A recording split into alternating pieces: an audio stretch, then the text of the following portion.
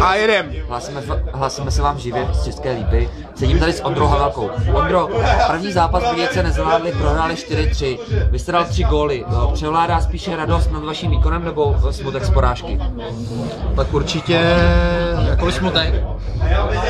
Smutek, jo. Vzhledem k tomu, že jsme jakoby se víc tlačili do zakončení, tak určitě smutek, no. Ale v klíčových zápasech to víceméně bylo, když šlo o hodně, tak nás nepodržel golman, no. Ondro, vy osobně. Mohl bych tomu něco říct? Počkej, on je golman tady, bylo. Jo, pardon, Ondro, vy osobně. do kamery, sorry. Taky se dostane slovo. Říkal jste, že Budějci jsou černým favoritem turnaje. Koněm, dá se říct. Místo favoritem se dá vlastně říct. Jak jste viděl golman vašeho výkonu? Výkon vašeho golmana.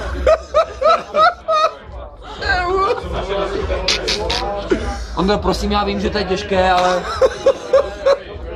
Jako je to... Není to těžký. Je těžký hodnotit výkon vlastního golmana, ale my jinýho nemáme, ale... Teď přejdeme k vám. Josef, už mlčte, Ondro, víme, ale mlčte, už jste stará hvězda. Ale ještě na Karla, vole! Josefe, od vás se čekalo trochu víc v prvním zápase.